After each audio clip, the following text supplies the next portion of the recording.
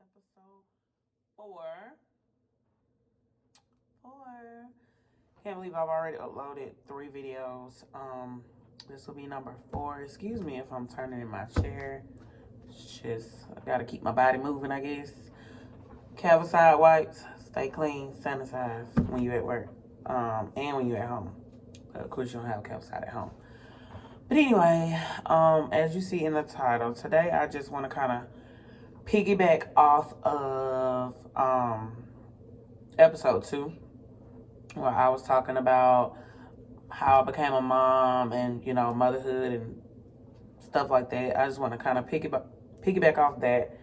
And today I just want to talk about being a single parent of one.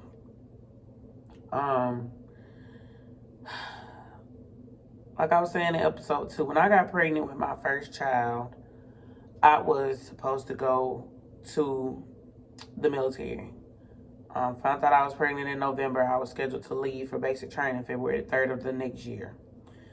So that kind of definitely crushed my dreams a little bit, because I didn't want to sign my rights over to my mom, because that's what they required you to do. If you were a single parent with a child, you had to, sign your rights over, I guess, in case something happened to you while you were gone until you came back. And I didn't want to do that.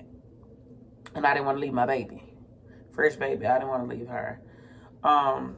So I had to kind of get in survival mode. I was in college. I had to stop going to college for a couple of semesters because I wanted to focus on the military, and I had to get my training in before I went to basic training, or I would just go to basic training and it wouldn't be good at all. So dropped out of college for a few semesters to focus on the military. Found out I was pregnant. Had to tell the military, look, I can't leave. I'm pregnant. So military contract was null and void. They make you sign a contract. You got to do a whole lot of stuff to get into the military. Whole lot of paperwork, whole lot of tests, whole lot of everything. Whole lot of.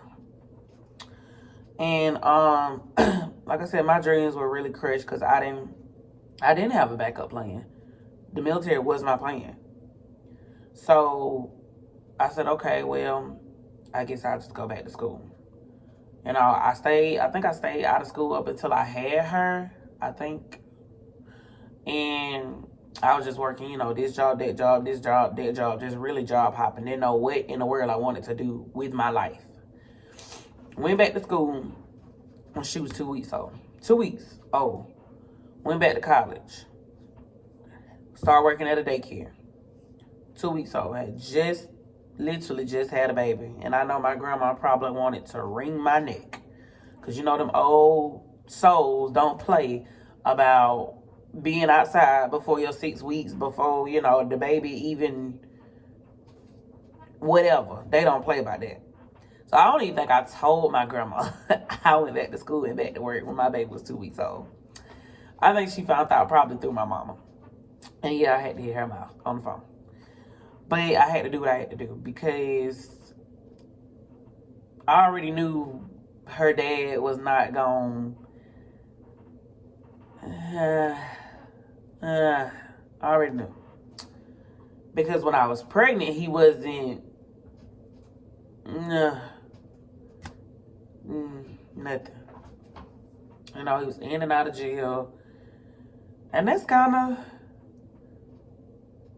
was kind of the pattern up until my baby was like 4, 5, 6. He was in and out of jail every year. In jail 1, 2, 3, 4 times a year. So I really didn't have any support from him or his family. And as a 20-year-old, I was 20 when I had my first daughter, I didn't know what to do. But thank God I had my mama. My mama had my brother at 15, had me at 17. So she had 2 children before she was even 20.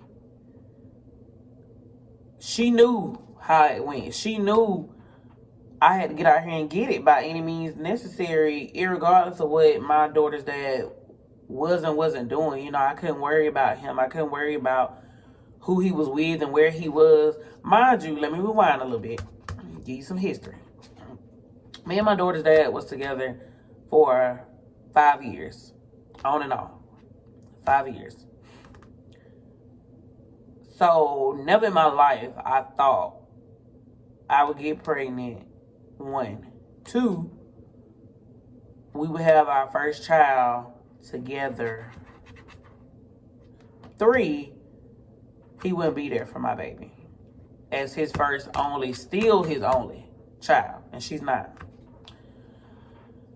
But that's what it was. So I just had to accept reality for what it was and do what I had to do as a mother. It was hard. A lot of nights I cried myself to sleep. Me and my baby crying together. A lot of nights I couldn't do it. I had to let my mom take over to get my mental straight. And that's one thing we don't really realize as a mom, how it really affects our mental health.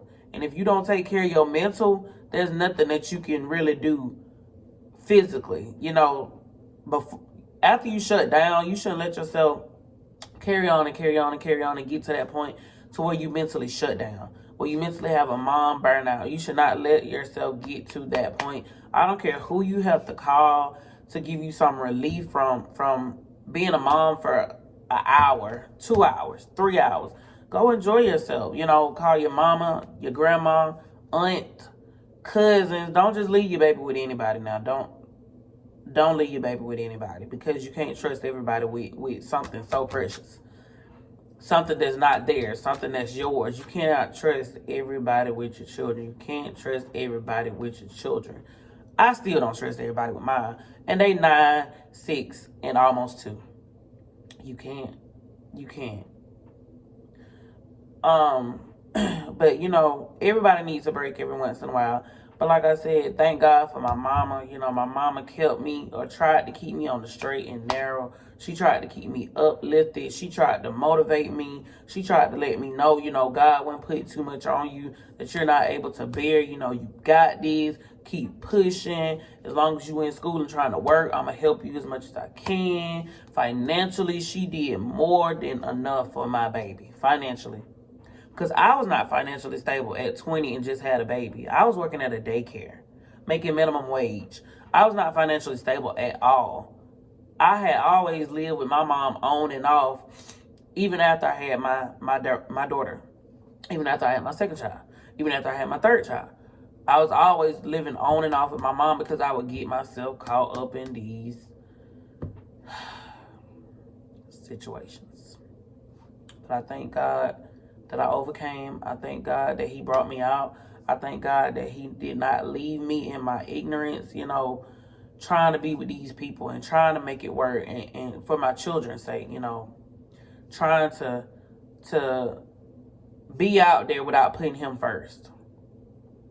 First mistake. Always put God first in everything that you do, because he will never fail you. He will never leave you nor forsake you. The Bible says that. But like I said, you know, it was hard being a single mom. And, you know, when my daughter was 8 months old, I met my second child's father. Well, my last 2 children's father. And, you know, that's a whole nother video. A whole nother video. So I'm going to say that maybe for episode 5 or either episode 6. I don't know yet. But like I said, when she was 8 months old, roughly, I met my other 2 children's dad. So I'm going to just end that video right here. And stay tuned for the next, because you never know what I'm going to be talking about in the next. I'm just trying to let y'all in. I want y'all to let me in. Tell me your experiences. You know, if you had something similar going on, tell me about it. Let's talk about it. What's tea? But thank y'all. Like, comment, subscribe. Give this video a big thumbs up. Turn your post notifications on so that you'll be notified whenever I post a new video. Be blessed always. You got this. We were made for this as women. Well, some people wouldn't. Some people don't deserve children. I'm going to leave that right there. Some people, nah. But be blessed always and stay up, period.